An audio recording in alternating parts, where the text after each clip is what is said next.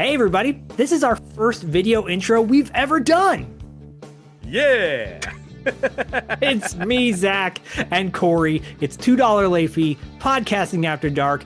We did a whole crossover month in September. Go check out all that content.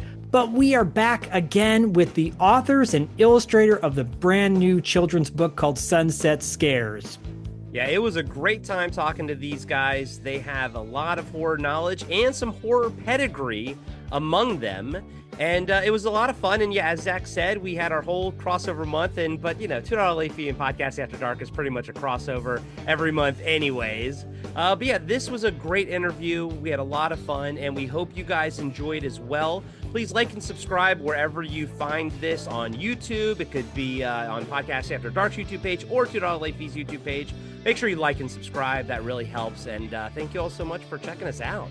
Oh, and Corey, don't forget, we're also on Patreon, right? Oh, yeah, definitely. Patreon.com/$2 late fee and Patreon.com/podcasting after dark. Both pages are very robust. We have a lot of exclusive content over there. And Zach will be on Podcast After Dark's Patreon, and I'll be on $2 late fee's Patreon. It's a lot of fun. Come check us out over there as well. So, lots to check out. If you're on Spotify, by the way, brand new video on Spotify, so welcome to that world, whatever that means. And I hope you're enjoying us there as well. But let's get to it. Sunset Scares with Oliver Robbins, Dustin Warburton, and Jared Gagnon. These guys have a really cool book. Check it out. Links are in our show notes. All that good stuff. Links to all this stuff is on our show notes. And thank you for just being you, because you are awesome. And we'll catch you on the radical dark side. Ooh, I like that. I like that a lot. Bye. Peace.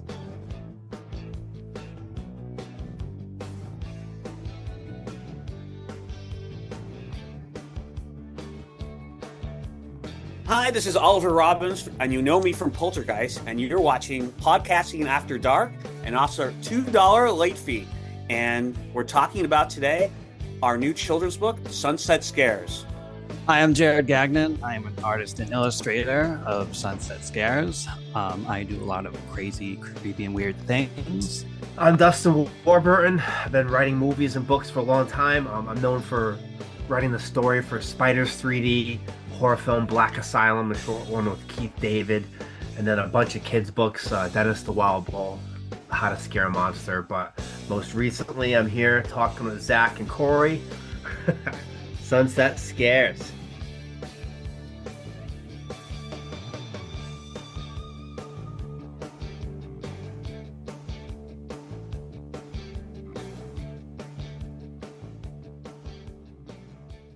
All right. So Corey and I, $2 late fee, podcasting after dark. You can't get rid of us. We're just like continuing this crossover into October from our September month, and we are going to get a little frightful for the kiddies today. For the kids, yeah. We are very excited to have three guests with us, the authors and the illustrator of the new book, Sunset Scares. You'll see the little thumbnail in the corner of the screen if you're watching this on YouTube. And subscribe, by the way. And Dustin is also one of the our guests, is holding up the book as well. But I'm going to go down the line, introduce everybody, and then we're just going to get into this stuff. And, there we go. Oliver has it too. So I'm going to start off the top. Everyone has it.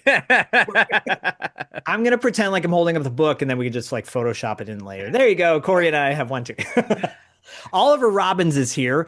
You might know Oliver from Poltergeist and a whole lot more, but Oliver, welcome to the show. It's good to be here. Thank you guys for having us. Very excited. Dustin Warburton is here. Dustin is the co-author of the book, Sunset Scares. Welcome to the show. Oh, yeah. Thanks for having us. Definitely. Lots to talk about with both of you guys. And of course, Jared Gagnon is the illustrator. Lots to talk about as well in regards to these amazing illustrations. Thank you for coming on the show to talk about Sunset Scares, Jared. And thank you. It's a pleasure to be here. It sounds so generic when you put on this voice. Hey, everybody. But that's what you got to do when you're doing video and audio. Oh, my gosh. So I have an 11-year-old son. I was a kindergarten teacher for 15 years. I'm very familiar with the horror children's book theme, all that good stuff.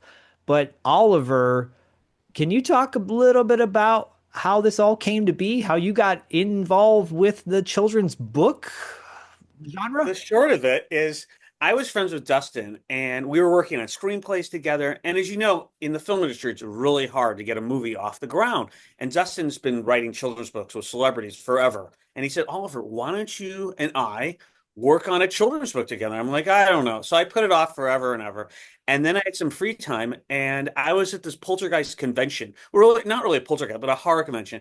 And these little kids were coming up to me and I said to them, I said, and like someone was like 6 years old. And I said, are you afraid of Poltergeist? And they're like, no, you're not afraid of any of the ghosts. And he says, you really like the movie, though. And they nod. And I kept thinking, like, maybe what would happen to all the things that we were scared of, all the monsters who aren't scary anymore or felt they weren't scary anymore? What happens to them? And I said, they probably go to a retirement home because obviously that's where monsters go and they're not scary and they're just feeling out of it. We all feel like we need purpose in life, even monsters, and they want to feel like they're afraid again. They can make people afraid again. And so, and I coupled it with, wouldn't it be great if something that you thought that was so scary actually would help children and give them a message that we all have purpose in life, no matter how old you are. So that's how the book came about.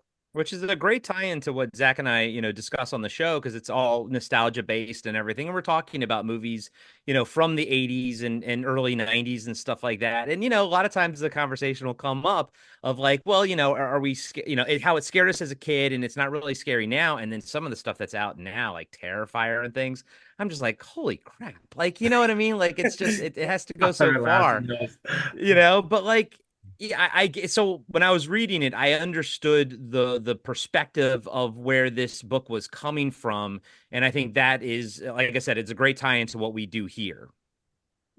Thank you for Thank you, guys. Really Absolutely, Dustin. We stumbled upon something. Yeah, go ahead.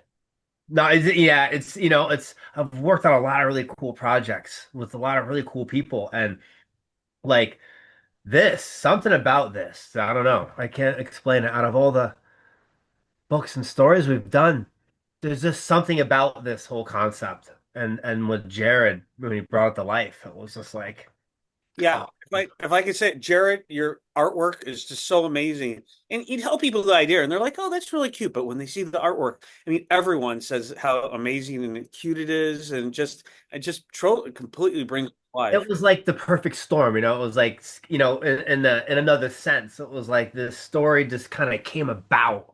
Like Oliver said, years of working on multiple different films ideas that are all awesome.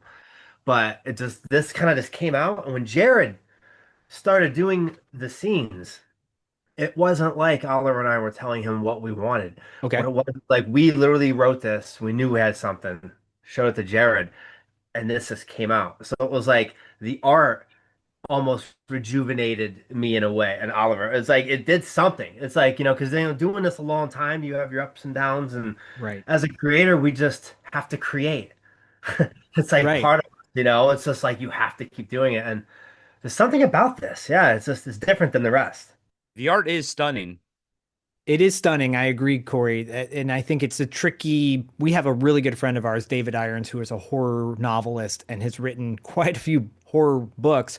And it's one thing to write a book and write it well to engage the audience, but it's another thing to write a children's story with pictures and illustrations to go along with that, because you got to have engaging images to go along with a compelling story. And Jared, yeah, your images are very like evoke elements of like Tim Burton. There's like Lovecraftian kind of images that throughout. How were you brought into this project? And so it's funny because like I've heard the exact same things about my art. Oh, And I'm sorry. when I want to be original. when like I show them all like the book and everything. This is like sort of my first big project, right? Okay. So it is all really surreal how it's all sort of coming down and everything. It's very exciting.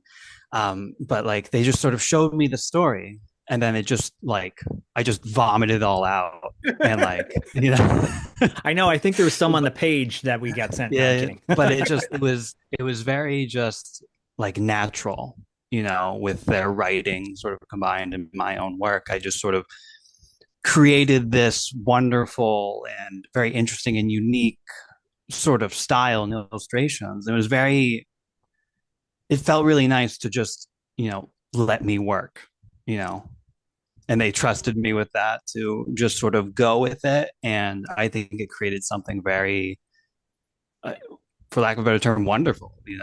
It is great. Yeah. As an artist, who are some of your inspirations? Oh goodness. Alex Party's a big one.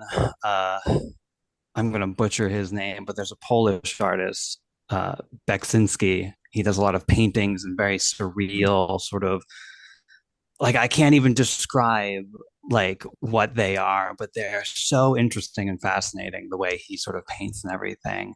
A lot of like Tim Burton's work, and like Invader Zim sort of stuff, Oh that sort yeah, of thing. All totally. this sort of stuff that sort of comes together. Because I like creating these interesting and unique things and sort of putting twists on them to sort of escape the boring reality we always find ourselves in. You know what I mean? Well, there's an So originality to your work. I think I don't think it's I think it's a compliment when someone says, "Oh, this reminds me of something else," versus, "Oh, that's a ripoff." I never look at it like that. I feel like you have elements that remind me, but it's very much rooted in originality.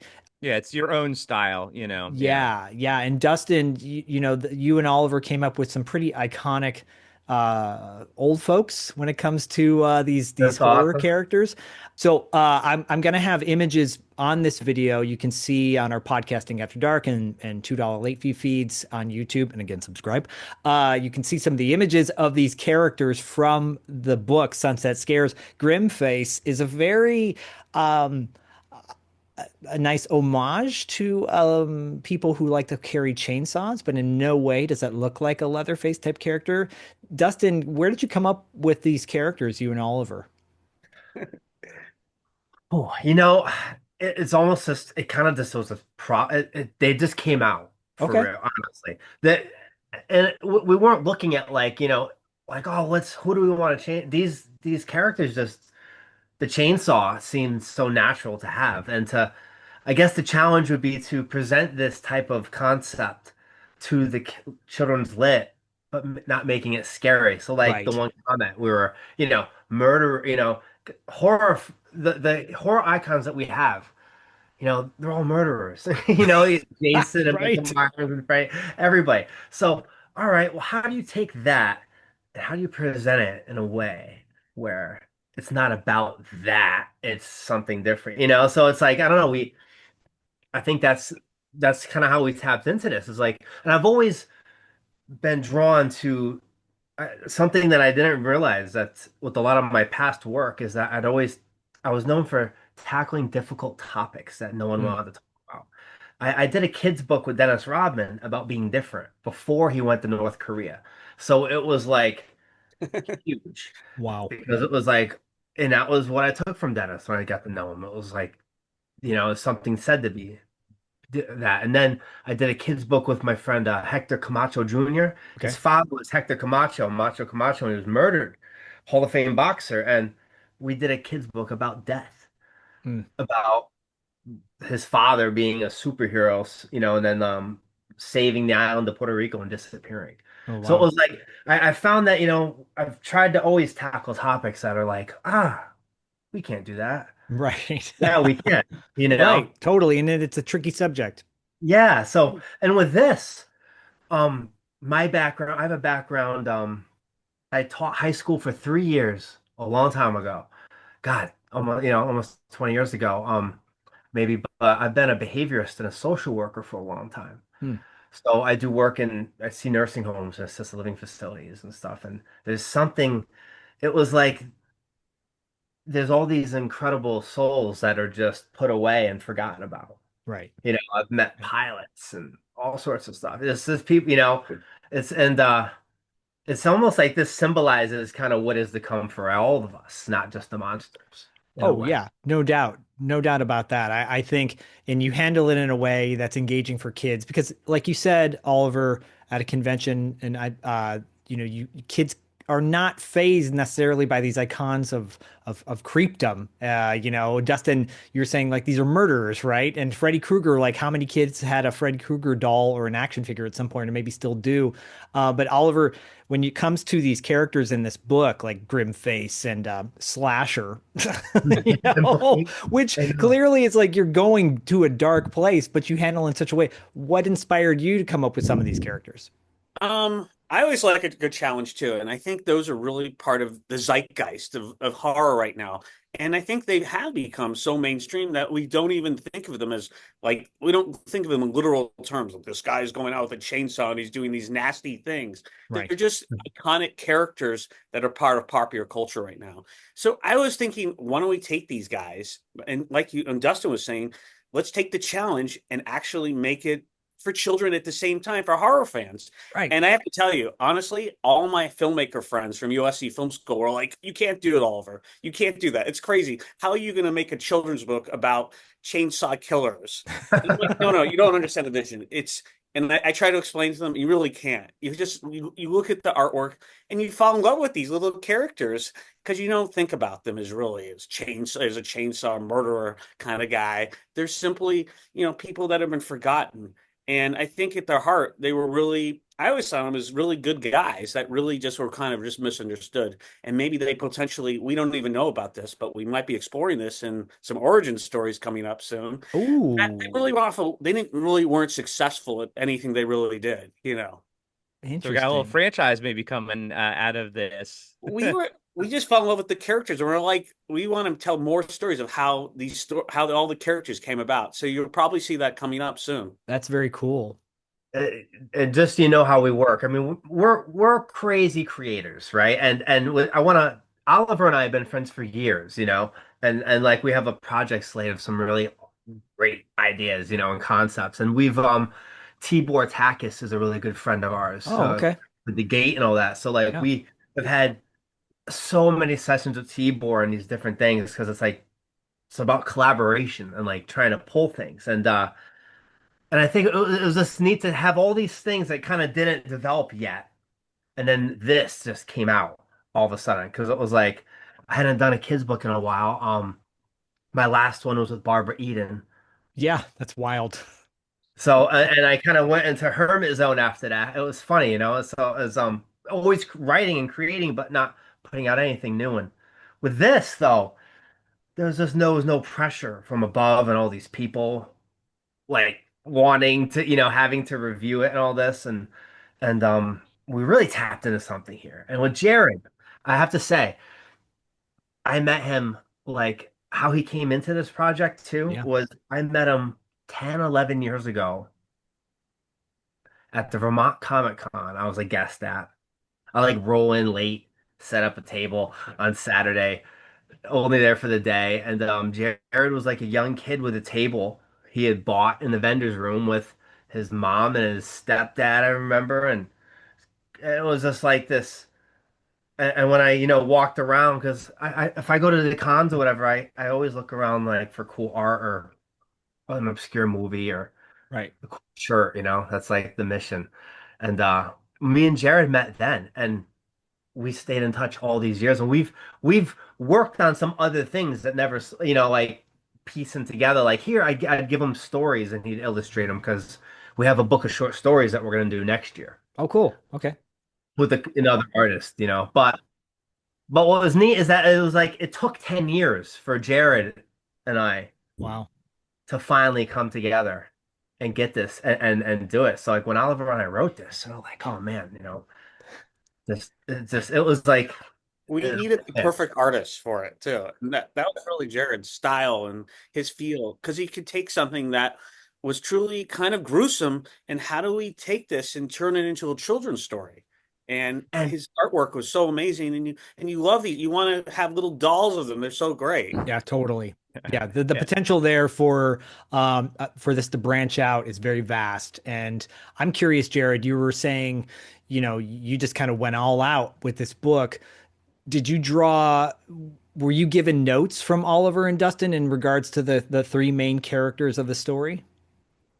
They had some brief notes Okay. on the document that I was given, yeah, and I could definitely see like the like pop culture sort of icons that they're going for sure about these horror elements in the characters, and I just sort of created these sort of like cute and fun characters out of this like a horrible thing.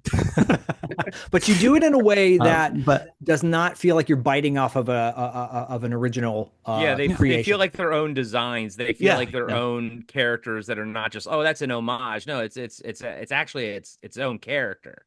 yeah, exactly. So, and it was just like and it didn't even take me a lot of sketches either. It just sort of came naturally, and I was like, I'm gonna make these three guys, these three characters, and I already envision like what's happening after I've sort of read this story, and Right. it was very natural. It was like like it was a very painless project to work on, and it was and you know Oliver's like, not the story of my life. it flowed really really well, Good. and like it just popped off. It did. I think there's something to be said to what Dustin had mentioned, how you guys met. Because obviously this is coming off the heels of Corey and I being at Los Angeles Comic Con for 3 days earlier in the end of September, and walking by the Artist Alley, Oh which yeah. is tends to be our favorite place to go because that's where you're meeting, you know, people like Oliver, performers of another field venturing into the literary field, which is a big leap. And then you've got original artists who are creating things. And it's cool because you meet these people. And I think this is important to say to our audience, don't be afraid to talk to someone and feel like you have to buy something from that person, because maybe engaging with them and having a conversation might lead to something bigger. You might get inspiration if you have your own story, if you want to write something. I think this is very inspiring to know that, you, Oliver, and Dustin have written a book together.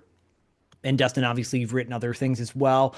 And Jared, you've got the three of you combined forces to come up with something that is very unique and special. And Jared, your illustrations feel very like they're really well detailed, but they're also kid friendly. Does that make sense? Yes, it does.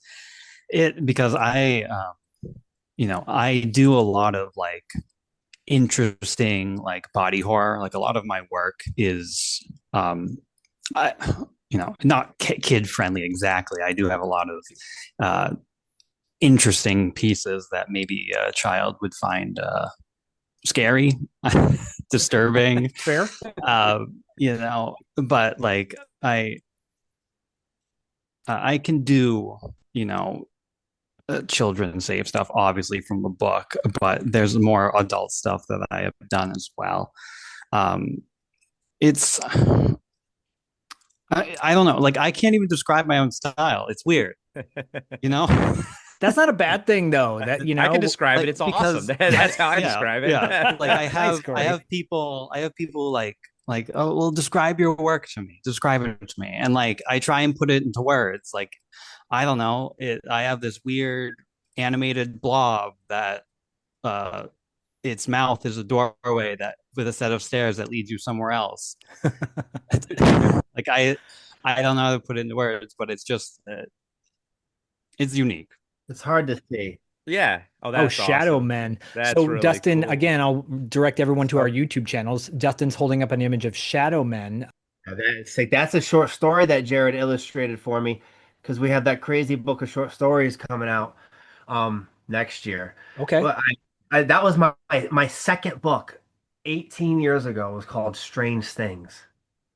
Nice. And it was a book of short illustrated stories by a bunch of different artists. And my friend Nathan, who I grew up with, who he's like a maniac artist in New York, like Salvador Dali, like he's a cook, hates people, he doesn't have a cell phone. If the world was gonna end, and I got him on the landline and said, Nate, get on Sage's his wife's computer and get into the Gmail account. Laura, I'll give you the world would end. He'd be like he wouldn't know what to do.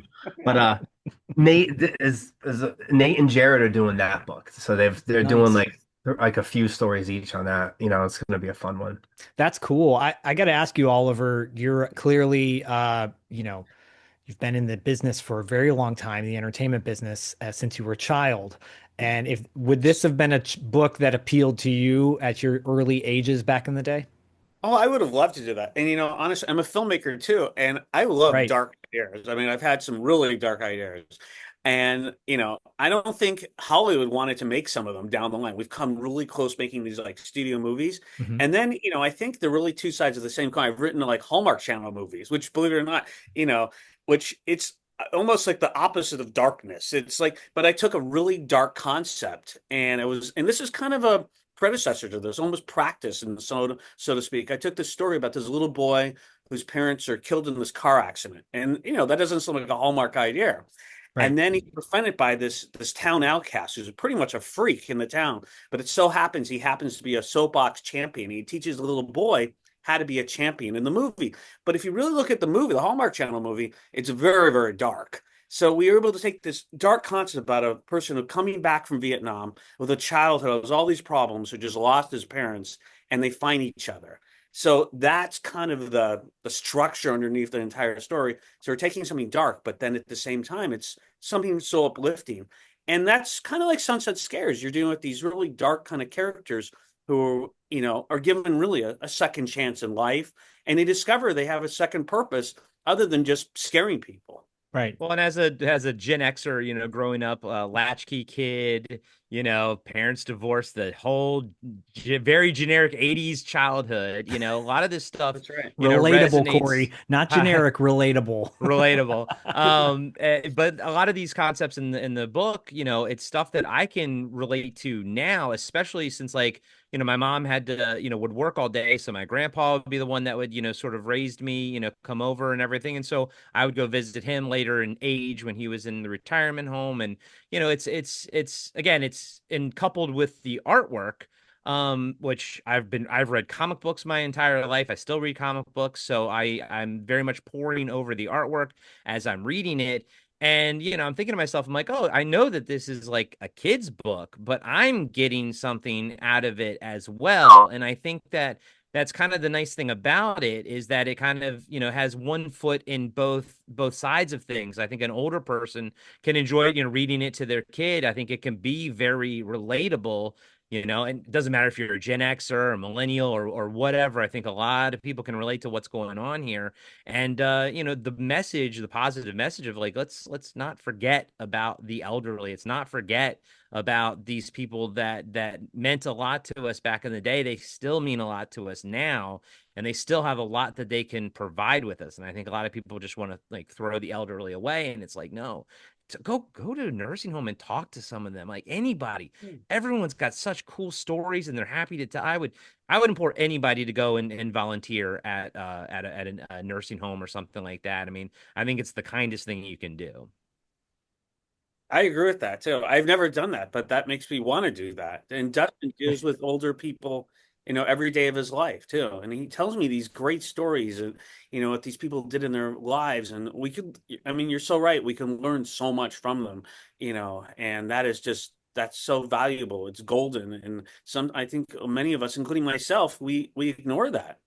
Right. And Dustin, you've also, like you mentioned, authored with celebrities who are quite a bit older. Like you mentioned, Barbara Eden, for example, and John Amos. Yeah, right. Yeah. And that's a perspective that those are two performers specifically that had a perspective or have a perspective that needs to be heard, right? In an age when we just want not even 15 seconds to listen. Our short attention span theater has just gotten shorter and shorter and shorter and shorter.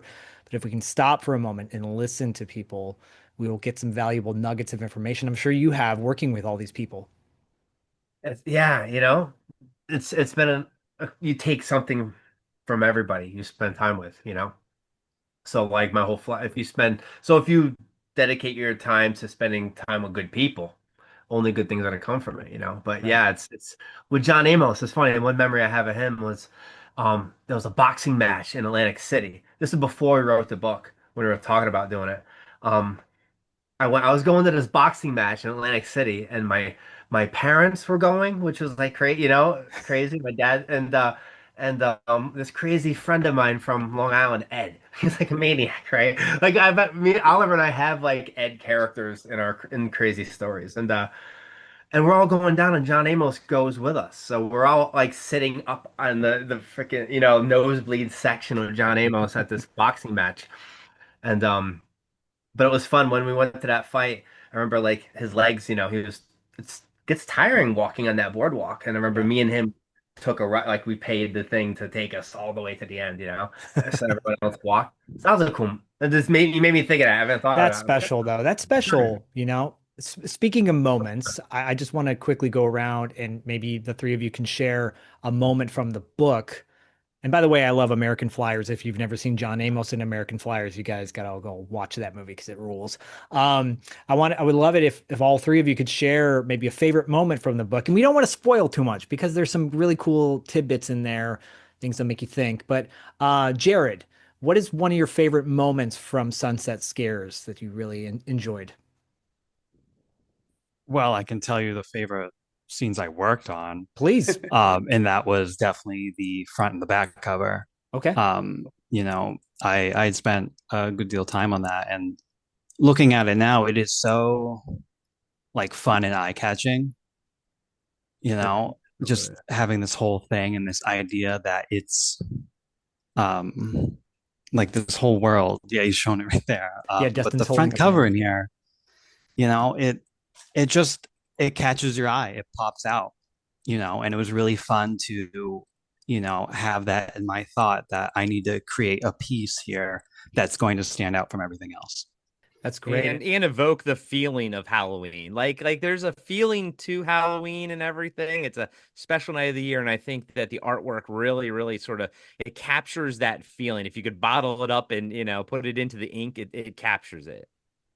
Yeah, and I will say that it's probably the creepiest looking moon I've seen I since love that Majora's moon. Mask. I know this cover is like the sickest cover. I'm like, yeah. Yeah.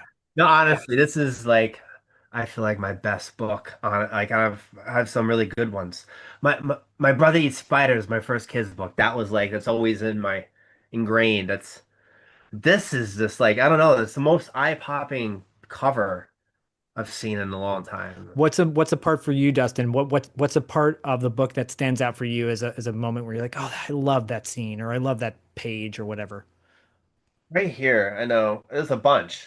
I mean, but there's like I like the little monsters. The little kids, like in this scene here, but just the way that they look, like on the very bottom of the page, and they're not even anything to do with it. Those are just some side characters that are drawn in, and seeing that makes me think immediately, like I want to see them again. Like, so it's like from this, other characters and other stories almost pop in my head. It's just like, it's like, yeah. I remember seeing that, thinking that. Dustin's holding up an image of three ghosts that, while they may be side characters, it's integral to the story because it's kind of fuels what this journey these three main characters go on. Grimface and Slasher and Blade. Oliver, how about you? What's one of your favorite parts of Sunset Scares? I think the heartfelt moment is powerful for me. It's these monsters break out of this retirement home with a purpose. They want to scare again. They want to be terrifying. And then when they meet up with this little girl, I won't give it away. She has problems of her own, and instead of being terrifying her, they help her with this problem. And I love in stories where the hero helps the person they're trying to help just as much as that person's trying to help the hero, and they both discover that they both can help each other, and they realize, oh my God, we're not scary, but we have a bigger purpose in life. And I love the little girl. Her heart is broken. I won't give that away, but they really help her resolve her problem and come to terms with life, and because life's hard, and the monsters help her do that. That's beautiful. That's beautiful. Which is the same sort of same way growing up in the 80s. Monsters helped us get through some of our. I mean, it was, a lot of times it was escapism and stuff like that, but, it helped us get through the very real problems that we had growing up. Yeah, I mean, we were all like kind of latchkey kids. Both my parents worked, and I'd come home, and yeah, I escaped into comic books and movies. I'd watch so many movies. Like, I don't know if you grew up in California, you knew the station called the Z Channel. I don't know if you heard of the Z I know Channel. the Z They had channel. all Yeah. these independent kind of movies, and my parents got me cable, and I saw things I probably shouldn't have seen. Z, on the march. Legendary is Z Channel, the Xanadu of pay television. Movies of every kind, new and old, brilliant and bizarre, from home and abroad. Is that really your idea of how to run a newspaper? I don't know how to run a newspaper, Mr. Thatcher. I just try everything I can think of. It shows exactly what you can do if you're a total psychotic. But for me, that really, as a Gen X kid, a latchkey kid, it was total escapism, like you were saying. That's the other side of the Gen X being a Gen Xers. We saw a lot of stuff we shouldn't have seen at a young age. I know. I think it impacted us to some degree. In a good way, or Yeah, maybe in very a much bad so. way, in a good way. It's a yin yang. I have to address the elephant in the room, Oliver, and talk to you about Poltergeist. Obviously, this is a Halloween book. We're talking about scary things, strange things, Dustin, as you said earlier, and it's our Corey. I would say it's our favorite time of the year to celebrate all things creepy and kooky. This could be your house. You drive me nuts. Your family. And something is about to happen to them. They're here. That could happen to you. Poltergeist. It knows where you live, and it knows what scares you. Poltergeist. A Steven Spielberg production. Rated PG.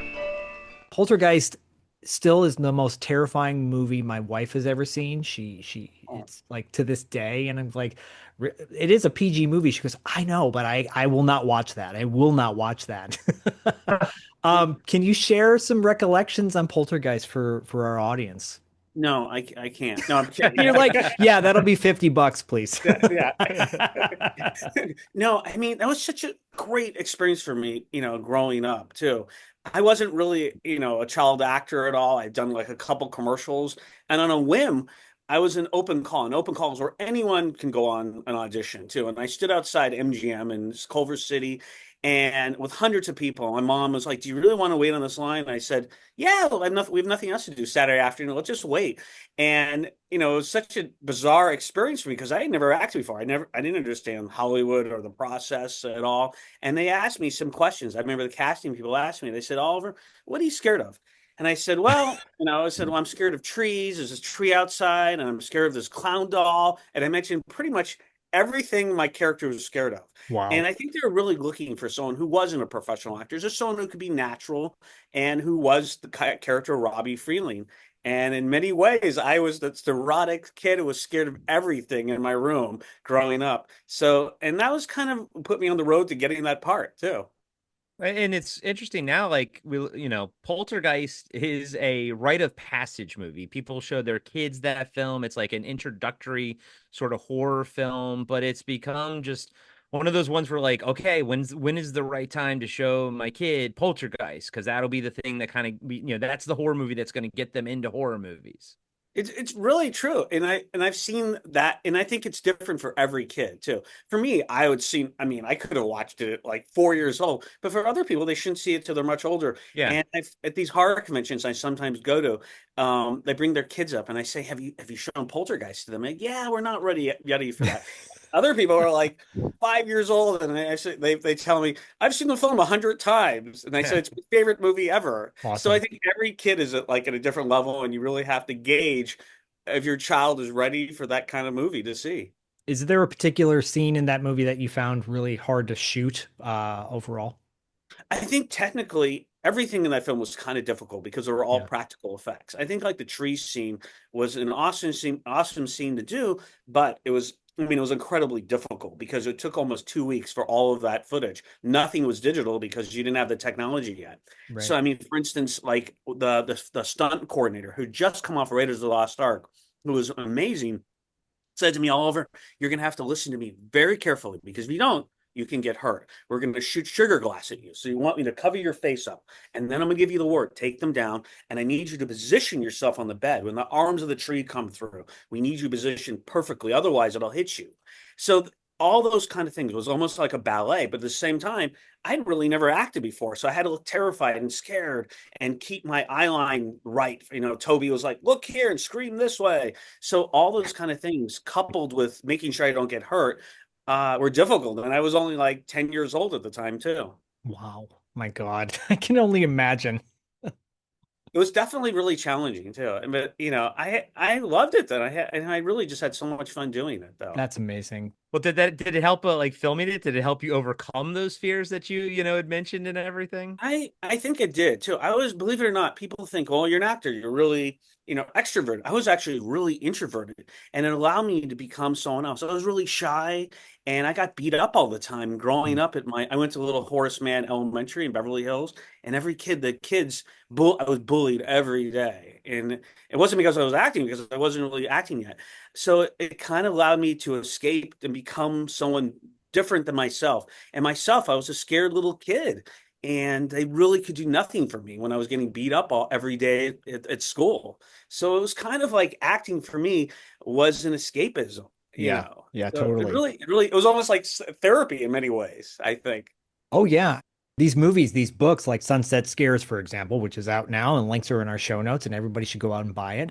It allows, it's one thing watching it, reading it. It's another thing doing it. And you're on that set processing these feelings that you have. And Dustin, you and Oliver and Jared writing and illustrating this book, putting all those elements together, kind of catharsis for you too, in a way of like reaching an audience through these messages. I think sometimes the best art comes out of that emotion, whether it's good or bad, that strong emotion that we have, right? These strong ties. Corey and I have on our show, we obviously love the 80s. We love the early 90s. We talk a lot about renting movies from the video store. I have another show called Tales from the Video Store where we go down memory lane. I kind of want to put you guys all on the spot in the spirit of Halloween and harken back. And Jared, this might be harder for you because you seem like the youngster of our group. Harken back to the days of video stores or Redbox, I guess, or Netflix when you got the DVDs in the mail. What's a movie, Oliver, a horror film or a Halloween film that you loved watching in the 80s that you loved renting? Oh God, I think like The Exorcist. Life had been good to Chris McNeil. She was a successful actress. Her daughter Reagan was a happy, healthy 12-year-old. Until that night at the party, when a terrible force entered their lives, and strange things began to happen. Nobody expected it. Nobody believed it, and nothing could stop it. Amelia, that thing upstairs isn't my daughter. You tell me you know for a fact that an exorcism wouldn't do any good. You tell me that! The one hope. The only hope. The Exorcist.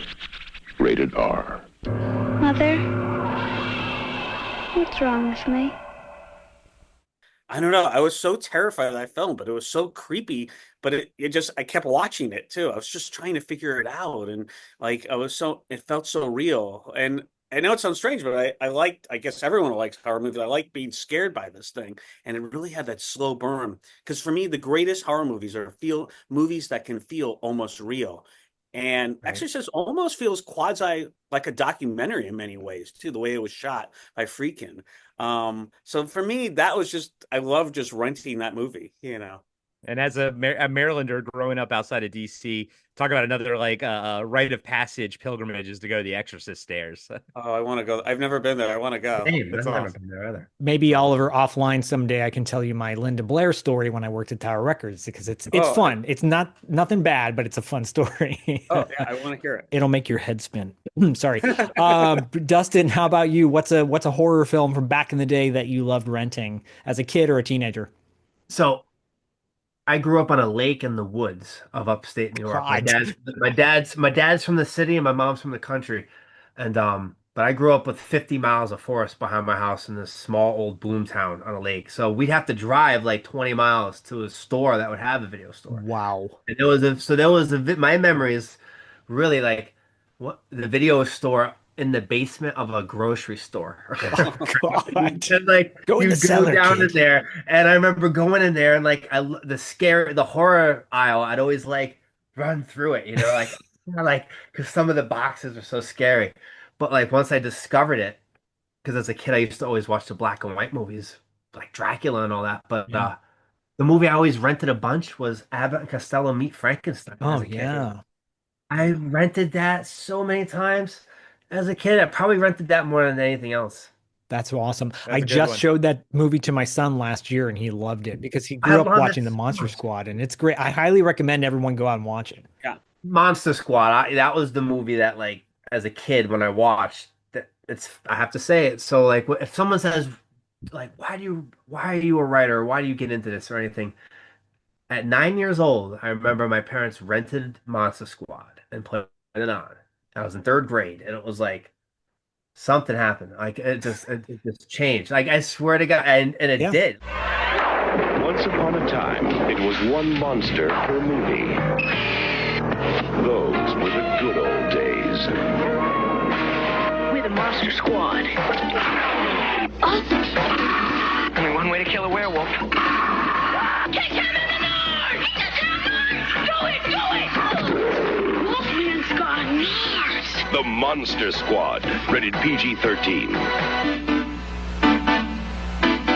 I remember watching that movie, thinking, "Oh my God, I want to write stories about me and all my friends fighting these monsters in the woods."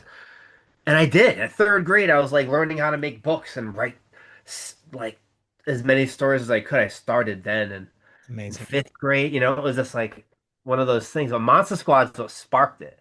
That's great. That's great. Yeah. How about you, Jared? You seem a little bit younger than us, potentially. I don't know. Zoom can have that effect on people. Or you're just aging very well. Yeah. Jared is young. How old are you, Jared? You're like, I'm old. I'm 31 years old. Oh, that's Dare old. you. How dare Oh, you? yeah. Look at all of us. The four of us are like daggers in our eyes. Jared, I know, like, oh, God. we wouldn't give to be 31 again. One more time. One more But round. I mean, like when I started, obviously when I grew up, like Blockbuster and stuff wasn't really a thing anymore. No. Yeah. But I remember we used to rent a lot of movies. I didn't get into horror movies until a bit later. I get scared easy, which is funny because like The irony. I draw a lot of disgusting like body horror stuff and like horror monsters, and I love horror, but I get scared easy. Yeah, I do. fair. But my favorite horror movie is the Thing. Oh, John with Carpenter. Kurt Russell. And everything. Its origin, alien. Location, Antarctica. Age, unknown. Intent, survival.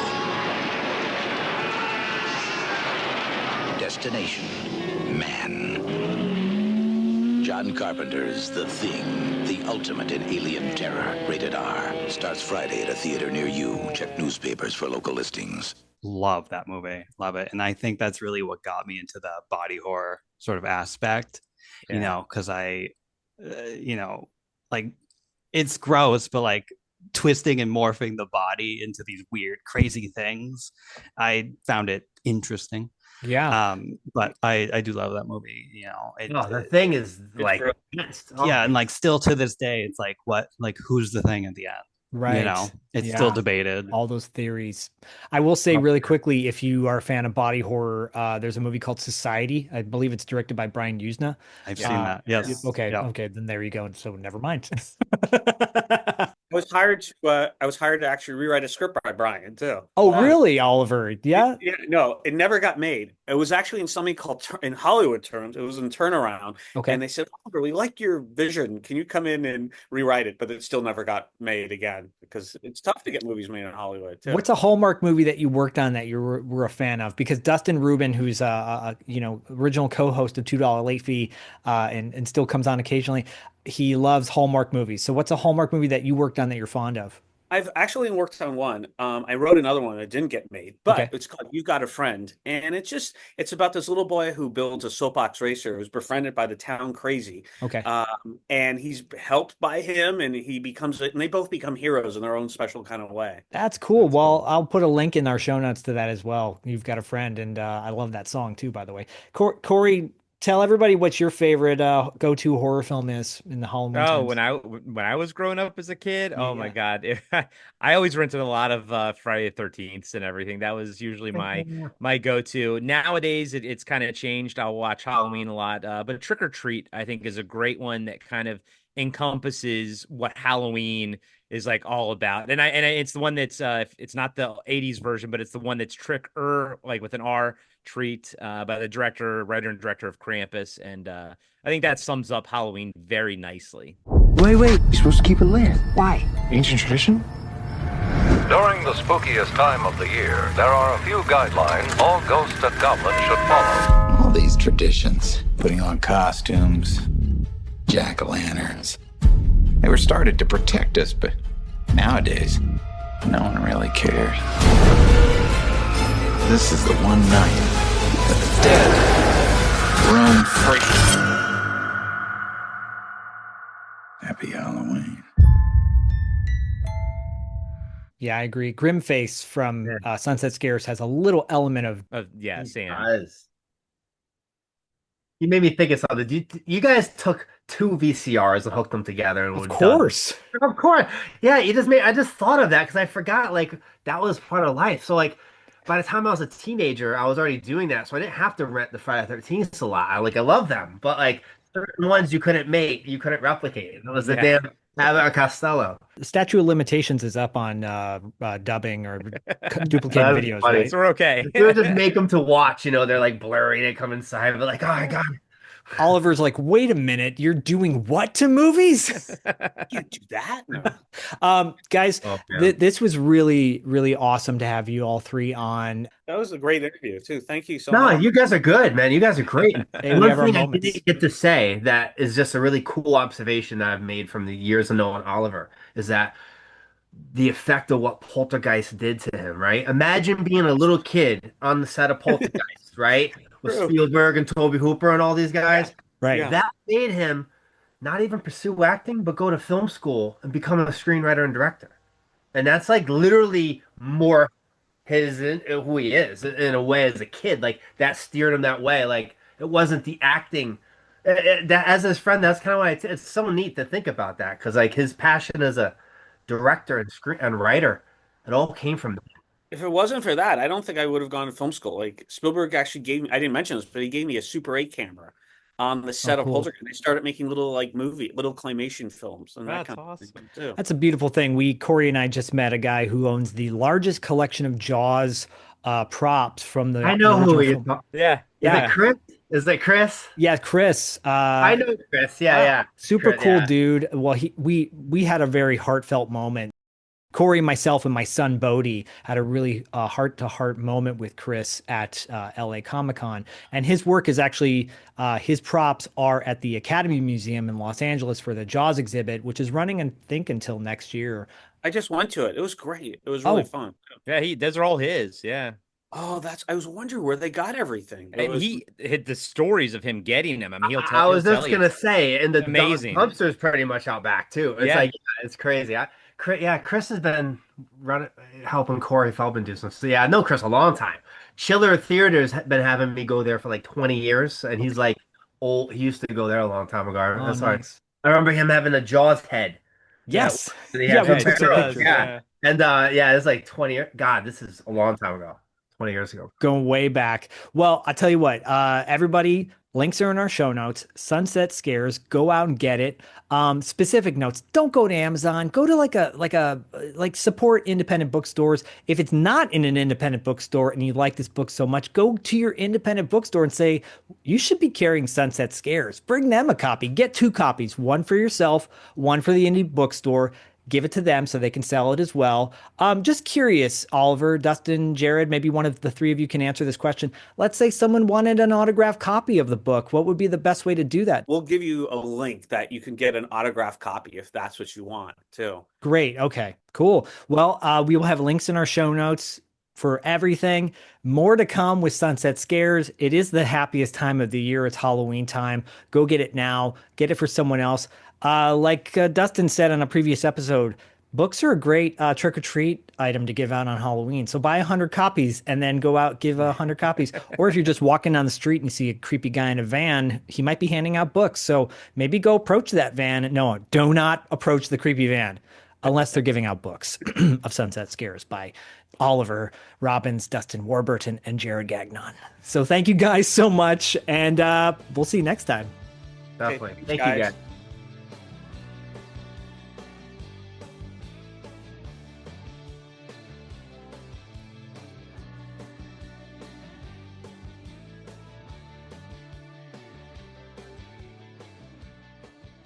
Oh, listen, I just wanted to say goodbye and remind you that the good guys always win, even in the 80s.